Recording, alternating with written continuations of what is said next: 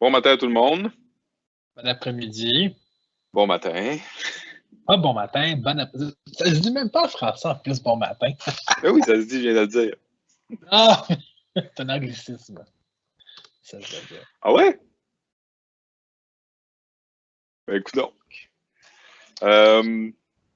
Fait que les sujets sur la table aujourd'hui, on a des questions concernant le télétravail, la routine de télétravail en fait, puis sur les clouds, je crois, c'était une question de Stéphane sur les clouds. Fait que, par quoi on commence? Puis là, avec le cloud, dans le fond, Stéphane nous a demandé, c'était quoi la meilleure solution pour la gestion des comptes sur des serveurs qui sont déployés dans le cloud. Dans son cas, c'est un cloud privé, mais ça peut être Azure, ça peut être AWS. La question s'applique pour tous les clouds. La meilleure solution, bien sûr, si vous disposez déjà d'un environnement d'authentification, que ce soit LDAP ou Active Directory, c'est de connecter ce que vous déployez dans le cloud à ces environnements-là. Donc, pour les connecter, bien sûr, il va falloir passer avec une plateforme d'authentification, que ce soit SAML, si vous l'avez exposé à l'externe, en DFS, si vous l'avez exposé à l'externe. Si vous n'avez rien exposé à l'externe, à ce moment-là, la meilleure façon, c'est juste d'ouvrir le tunnel VPN entre votre tenant dans le cloud, puis votre bureau, ou en tout cas, peu importe où se trouve votre source d'authentification, puis d'utiliser le serveur que vous avez déjà pour l'authentification. Donc, c'est ce qu'on a fait pour Stéphane. On l'a lié dans sa source d'authentification avec son serveur dans le cloud pour avoir une seule source d'identité, puis avoir une seule place où est-ce qu'on peut activer ou désactiver des comptes quand il y a des départs ou des arrivées à l'entreprise. Donc, c'est la meilleure façon de faire. Si jamais vous n'avez pas de source d'authentification, à ce moment-là, ce serait une bonne idée d'en créer une dans le cloud. Vous pouvez utiliser Office 365 ou G Suite comme directory, puis utiliser ça pour l'authentification avec les nouveaux systèmes d'opération modernes. Puis, ça me fait penser à une question que Brad nous avait demandé, je crois, la semaine dernière. Dans le fond, eux utilisent pas de serveur privé à l'interne ou, en fait, qui n'utilisent pas de serveur point à l'interne, ils utilisent juste des SaaS ou des Software as a Service, fait que des plateformes SaaS. Est-ce que c'est possible de faire de l'authentification, je pense à SAML, par exemple, envers mes différentes plateformes? C'est quoi la meilleure méthode? Est-ce que je connecte tout ça à Office 365 ou G Suite ou est-ce que je suis mieux de me partir un serveur dans le cloud puis après ça, de connecter ça? Là? Utiliser Office 365 en arrière, c'est Azure AD. Là. Donc, utilisez Azure AD, utilisez votre G Suite comme source d'authentification, comme SaaS d'identification. Ces deux produits-là offrent des authentifications SAML2. Si jamais il y a des besoins particuliers, vous avez besoin de tokens, il y a différentes plateformes, je pense entre autres là, à OAuth qui l'offre ou Authka qui offre aussi des tokens d'authentification. Donc, c'est des bonnes options à considérer. Mais ne construisez pas un serveur d'authentification juste si c'est ça votre besoin. Utilisez les plateformes déjà en place. C'est quoi les meilleures pratiques peut-être pour utiliser SAML ou les autres authentifications? On entend entre autres les termes MFA ou 2FA, Multi-Factor Authentication. Est-ce que je suis mieux de restreindre le trafic seulement à mes plateformes ou à mes serveurs? C'est quoi, mettons, un 1, 2, 3 là, des questions de sécurité que je devrais regarder quand j'utilise des plateformes comme ça? La première chose, c'est toujours utiliser l'authentification multifacteur, donc MFA ou 2FA autant que possible. Comme éviter d'utiliser les SMS comme deuxième méthode d'authentification. C'est un canal qui n'est pas sécuritaire, mais c'est mieux SMS que rien du tout. Donc, ça, c'est la première règle à retenir. L'autre chose, lorsque vous enregistrez une application pour faire l'authentification, que ce soit avec votre Azure AD ou votre compte Google, le protocole que vous allez prendre, choisissez OAuth ou SAML2. Rien en bas de ça, c'est préférable. Puis la troisième chose, c'est vraiment autoriser que les applications que vous voulez utiliser. Puis restreindre évidemment les utilisateurs qui en ont besoin pour avoir accès. Donc, en cas de compromission d'un compte, vous limitez toujours les dégâts en cas de dommages latéraux. Puis, toujours, règle d'or, évitez d'utiliser un compte qui est admin dans votre tenant Office 365, dans Azure AD ou dans G Suite pour vous entrer dans d'autres applications. Donc, toujours utiliser votre compte qui a des privilèges standards, toujours le moindre privilège possible.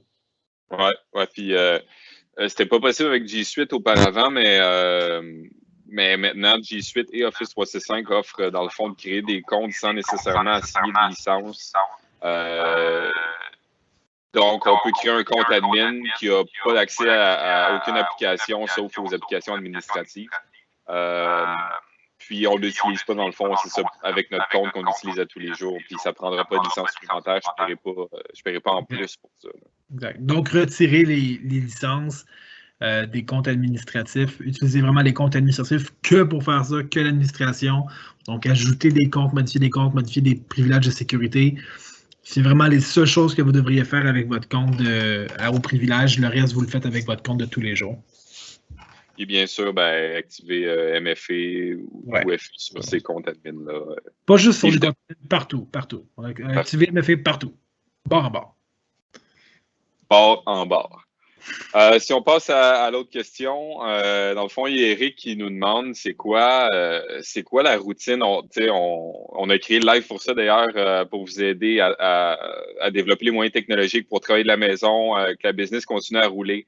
Même si les lieux physiques ne sont pas ouverts, évidemment, c'est pas disponible à tout le monde, mais ceux qui peuvent le faire, c'est quoi la routine idéale? C'est quoi une bonne routine pour que je puisse continuer de travailler à distance? Je vais commencer par vous parler de la mienne. En fait, puis c'est basé sur, j'ai travaillé à distance. En fait, on travaille à distance chez Memo Techno. Nos employés le font. Nous, on le fait aussi de temps en temps sur une base régulière. Là. Donc c'est pas nouveau. Peut-être la fréquence, elle, est plus intense qu'avant. Mais moi, une des premières règles que je dirais, c'est qu'il faut avoir une routine de 1. Donc, moi, j'ai un petit livre, là, je suis pas 100% paperless, j'ai un petit livre où je note ce que je fais dans ma journée, ce que j'aimerais faire dans ma journée. Donc, les tâches qu'il faut que j'accomplisse. À chaque soir, je remplis ça pour le lendemain. Donc, ça me permet d'avoir une routine. Ça me permet de, quand je me lève le matin, savoir qu'est-ce que je vais faire dans ma journée. Puis dans notre routine aussi, là, d'ailleurs, ce matin, on ne l'a pas fait, mais on s'assoit, Olivier puis moi. On s'assoit, dans le fond, ceux qui font peut-être plus de la gestion ou qui gèrent des équipes ou les team leads ou les leaders. Dans le fond, asseyez-vous ensemble, prenez le temps avec votre équipe de passer un 5, 10, 15 minutes au début d'une journée. Juste pour voir c'est quoi vos tâches, c'est quoi vos disponibilités. Est-ce que vous avez du lousse? Est-ce que vous êtes pas mal tight? Vous en êtes où dans les projets qui s'en viennent? Donc, ça fait partie aussi d'une routine saine. S'habiller le matin, prendre sa douche, si vous prenez la douche le soir, évidemment, pas obligé d'en prendre une le matin, mais je veux dire, suivre la routine standard, là, comme si vous alliez au bureau. Le fait aussi de dédier une partie, dans le fond, de la maison, c'est pas possible pour tout le monde, j'en conviens. Moi, chez moi, j'ai dédié une partie là, où c'est un espace de bureau collaboratif, c'est-à-dire que il y a d'autres personnes dans la famille aussi qui travaillent là, mais cet espace-là, on la garde pour le travail uniquement. Donc, c'est pas un espace de jeu, c'est pas un espace de détente, de relaxation. Donc, ça fait comme si je me réveille le matin, je vais prendre ma douche, je vais m'habiller, puis je m'en vais dans cet espace-là. Donc, pour moi, c'est important d'avoir cette dissociation-là de, je suis plus nécessairement dans la maison, je suis maintenant au travail. Moi, ça m'aide énormément. Donc, voilà un petit peu mes 3 étapes. Là. Je ne sais pas pour toi, Olivier, si tu as... c'est un bon point. Mais si vous voyez, c'est pas très bon en arrière de moi, c'est mon sous-sol. Je m'installe pas, je suis dans la maison, mais je m'installe pas à mon bureau qui est beaucoup plus beau en haut parce que j'ai un fiston qui se promène dans la maison, qui pleure, qui crie, qui court. Je m'isole dans le sous-sol. Mais ouais, douche tous les matins, on s'habille, je reste pas en pyjama.